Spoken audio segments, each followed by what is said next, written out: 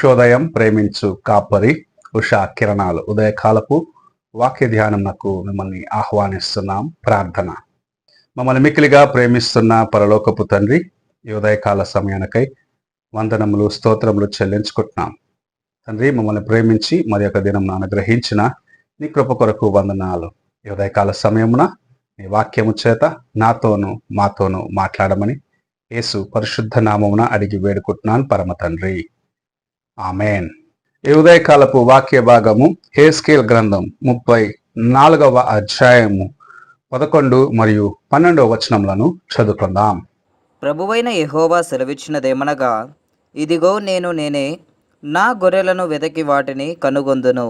తమ గొర్రెలు చెదిరిపోయినప్పుడు కాపరులు వాటిని వెతుకున్నట్లు నేను నా గొర్రెలను వెతికి చీకటి గల మబ్బు దినమందు ఎక్కడెక్కడికి అవి చెదిరిపోయినో అక్కడి నుండి నేను వాటిని తప్పించి.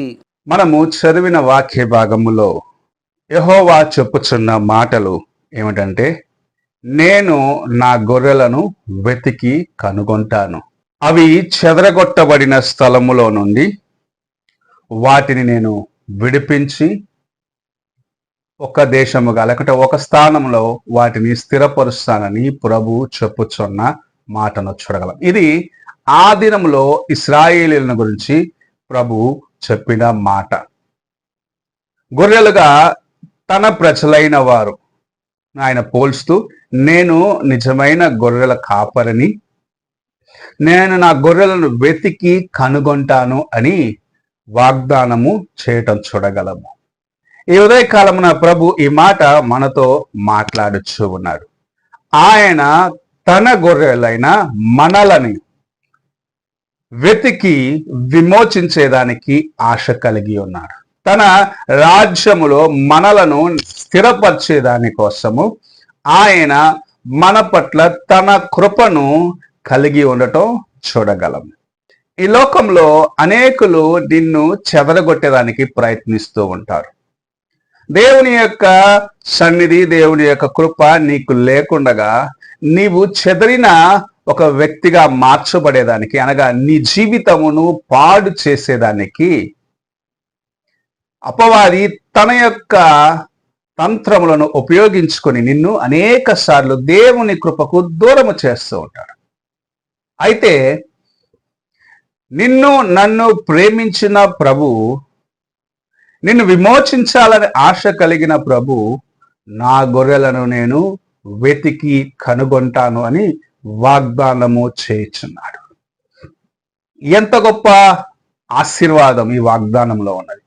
ఆయన గొర్రెలైన మనలను, ఆయన గొర్రెలుగా ఆయన ఎవరినైతే ఎన్నుకున్నాడో వారిని వెతికి కనుగొంటాను అంటున్నాడు. చెదిరిపోయిన వారిని ఒక స్థలములో చేరుస్తానంటున్నాడు.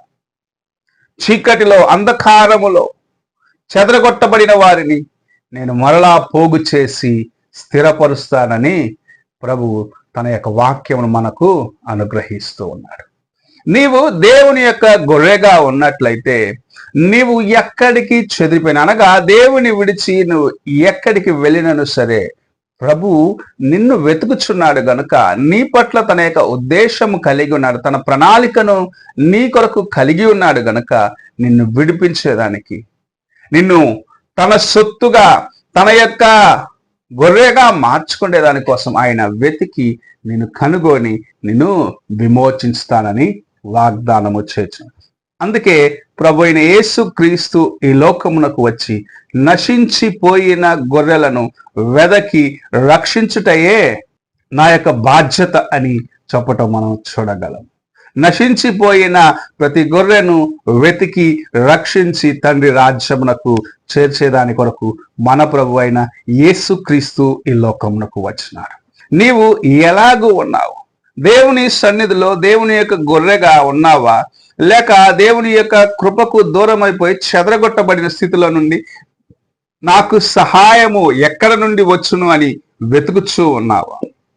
ప్రభు నీ వైపు చూస్తూ ఈ ఉదయకాల సమయం ఈ మాట సెలవిస్తూ ఉన్నాడు. నా గొర్రెలను నేను విడిపిస్తాను, నా గొర్రెలను నేను రక్షిస్తాను, నా గొర్రెల కోసము నా ప్రాణము పెట్టేదానికి వెనుకాడను అని యేసు ప్రభు నీ కోసము నా కోసమే శిలువ మీద తన యొక్క యవ్వన రక్తమును కార్చి నిన్ను నన్ను విడిపించేదాని కోసం, నిన్ను నన్ను రక్షించేదాని కోసము ఆ దినమున ఆ కల్వరి శిలువలో నిన్ను ప్రేమించి తన ప్రాణంను అర్పించినాడు.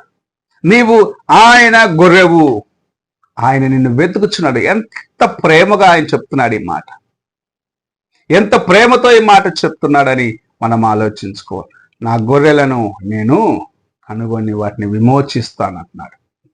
కూలికి గొర్రెలను కాచేవారు ఏదైనా క్రూర మృగము అనగా సింహము, పులి, తోడేల్లాంటివి వచ్చినట్లయితే తన గొర్రెలను విడిచిపెట్టి తన ప్రాణము కాపాడుకోవాలని గొర్రెలను విడిచిపెట్టి పారిపోతారు. అయితే మన ప్రభు ఎంత గొప్ప వాగ్దానం, ఎంత గొప్ప ధైర్యం నీకు ఇస్తున్నాడు.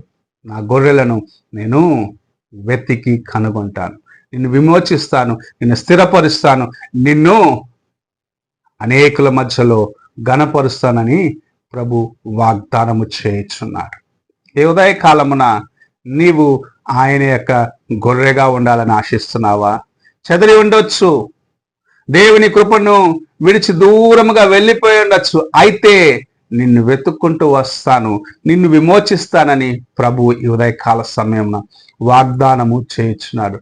నీవు ఆయన స్వరము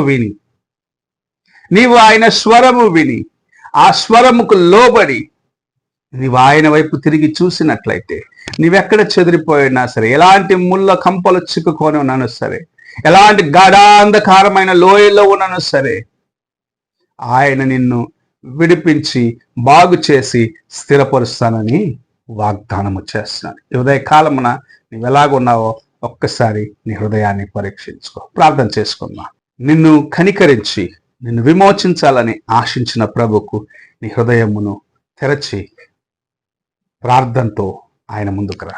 మమ్మల్ని మిక్కిలిగా ప్రేమిస్తున్న పరలోకపు తండ్రి, ఈ ఉదయకాలమున మీరు మాకు అనుగ్రహించిన ఈ యొక్క వాక్యంను బట్టి వందనాలు చెల్లించుకుంటూ, నీవు మమ్మల్ని కనికరించి మమ్మల్ని విమోచించాలని, నరకము నుండి, దేవా నిత్య నరకము నుండి మమ్మల్ని విమోచించి మాకు నీ కృపను ఇవ్వాలని ఆశిస్తూ, దేవా ఎంత గొప్ప కార్యమును మా కోసము సిలువలో నువ్వు చేసినావు. మమ్మల్ని విమోచించేదానికి, మమ్మల్ని వెతికి కనుగొనేదానికి మా యొద్దకు వచ్చిన మా ప్రభువా, నీ ప్రేమను నాయన మేము ఇతరులకు తెలియపరిచేదానికి మొదటిగా మమ్మల్ని సిద్ధపరచమని వేడుకుంటూ, ఈ ఉదయకాల సమయంలో నీవిచ్చిన మాటలకు వందనాలు చెల్లించుకుంటూ, మేము నీ గొర్రెలుగా ఉండి నీ యొక్క నాయన మందలో ఉండేదానికి మాకు సహాయము చేయమని యేసు పరిశుద్ధ నామమున అడిగి వేడుకుంటున్నాను పరమ తండ్రి, ఆమేన్. తండ్రి అయిన దేవుని ప్రేమ, కుమారుడైన క్రీస్తు కృప, ఆదరణకర్త అయిన పరిశుద్ధాత్మక సహవాసము ఇప్పుడు ఎల్లప్పుడూ తోడై ఉండి సదాకాలము నడిపించునుగాక. ఆమేన్.